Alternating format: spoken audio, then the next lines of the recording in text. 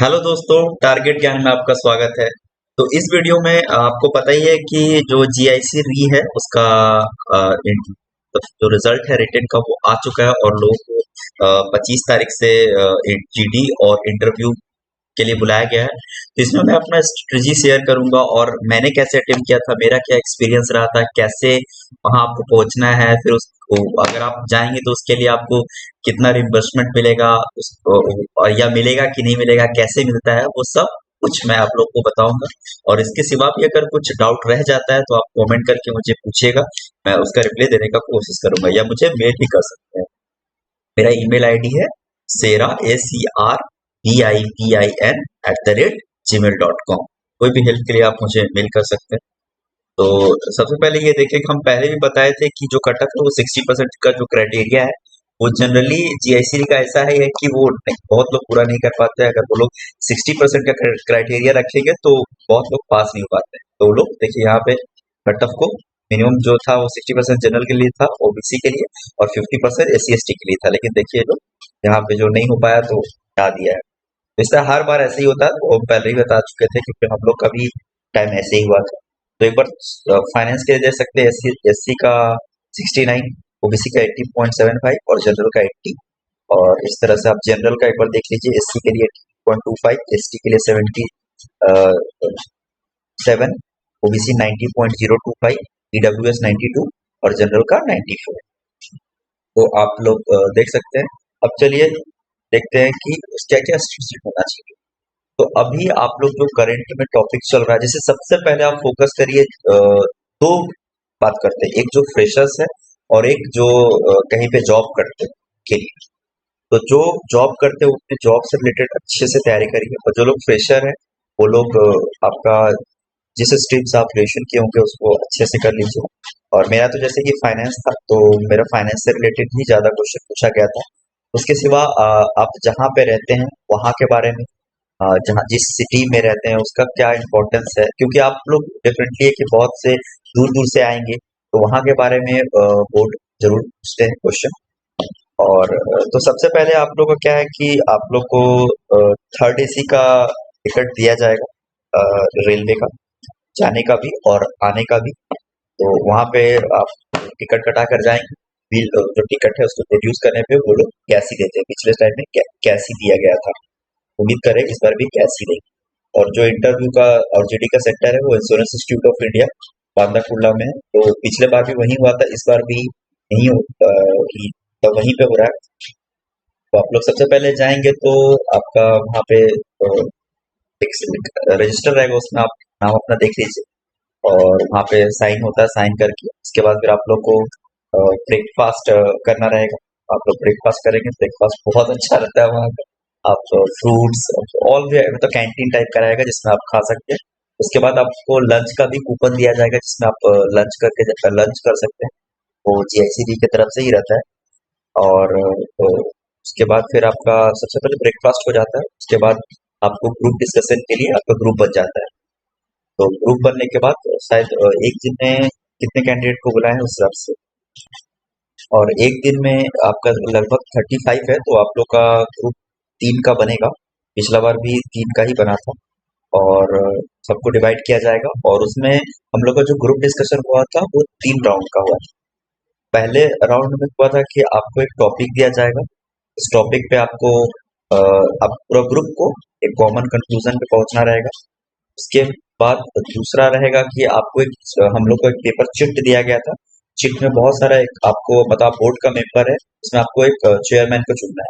तो उसका क्या क्या क्वालिटीज होना चाहिए वो क्वालिटीज आप बोलेंगे और ग्रुप भी बोलेगा। उसके बाद आप लोग को डिस्कशन करके एक कंक्लूजन पे पहुंचना रहेगा।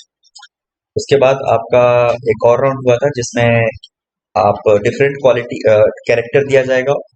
मान लीजिए मिस्टर एक्स, उसका डिफरेंट क्वालिटी दिया जाएगा कि उनका ये क्वालिफिकेशन है, उनका ये स्पेसिफिकेशन है।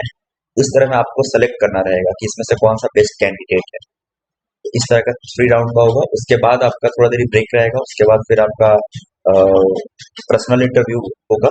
तो पर्सनल इंटरव्यू मेरा था करीबन 30 सॉरी करीबन 15 से 20 मिनट तक चला था। इसमें से आप वो लोग बहुत हेल्पफुल होते हैं, सब आपको मतलब कि हेल्प करते हैं कि आप कैसे क्या करना है, और सब आपको इंटीमेशन दिया जाएगा कि आपका कब है, कितने नंबर पे है। फिर आपका डॉक्यूमेंट वेरिफिकेशन जो है वो पहले ही हो चुका होगा, मतलब सबसे पहले डॉक्यूमेंट वेरिफिकेशन ही होगा।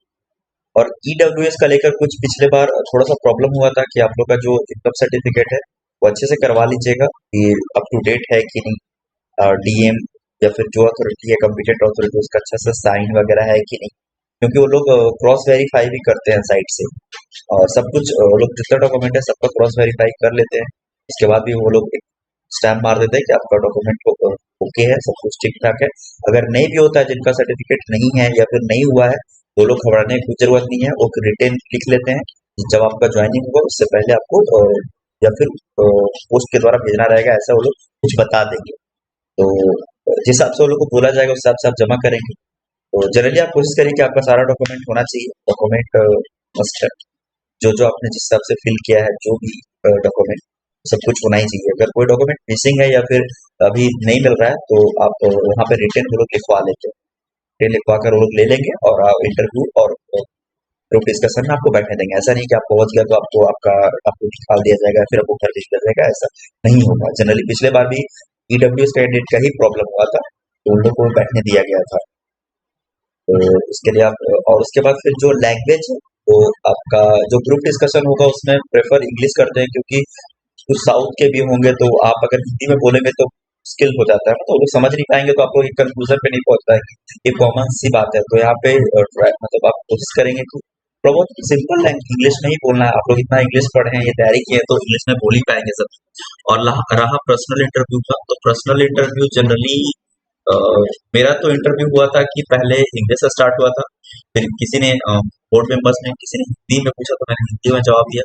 और एक, क्योंकि मैं बंगाल से था, तो एक सर थे, वो पूछे कि मैं, एक्चुअली हुआ क्या था कि मैं बंगाली मेंशन नहीं किया था कि मैं, हमको हिंदी पता है, इंग्लिश पता है और बंगाली पता था, बंगाल से और बंगाली नहीं लिखे। तो वो क्वेश्चन पूछे, तो उनको लगता था कि मतलब हम वहां से आते हैं और हमको वो चीज पता ही नहीं, या फिर हम उसको क्यों नहीं किए। तो उसके बारे में बताया, तो बोले ऐसा नहीं है, हम क्योंकि हम सेंट्रल लेवल पे जॉब अप्लाई कर रहे हैं, तो लोकल को लैंग्वेज को नहीं जाना। तो फिर वो ट्राई करना चाहते कि ये झूठ तो नहीं बोल रहा है, तो वो फिर बंगाली में बात करने लगा। तो मैं फिर बंगला में कुछ देरी हुआ, मतलब वो पूछे। उसके बाद फिर मेरे कॉलेज के बारे में पूछ रहे थे, उसका ग्रेजुएशन कहाँ से किए हैं। उसके बाद फिर कुछ पर्सनल क्वेश्चन भी पूछते हैं।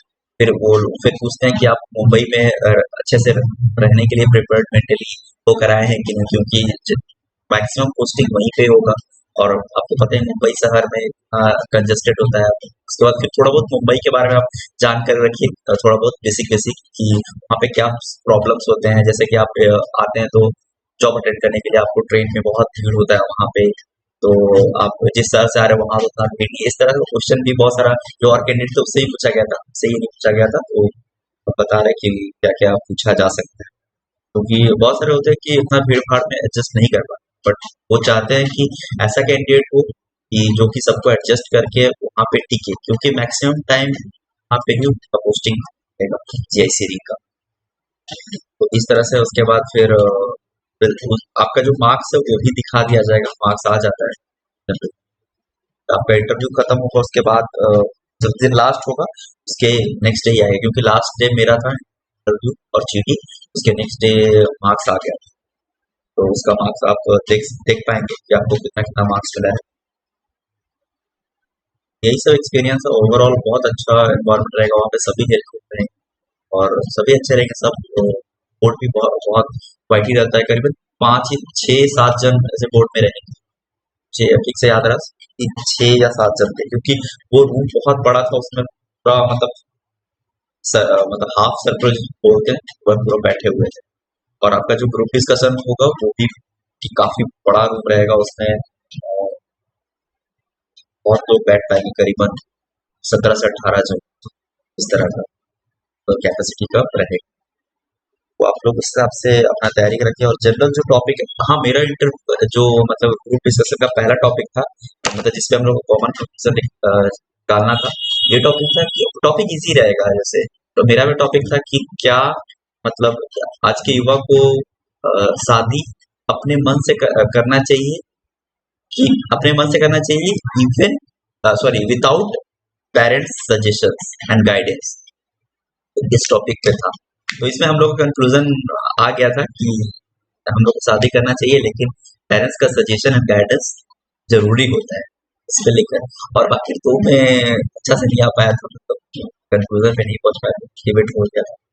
तो इस तरह से होता है। तो और इसमें क्या है कि आप बेफालतू का डिबेट में ना जाए, आपको जितना पॉइंट पता है उस पर बोले।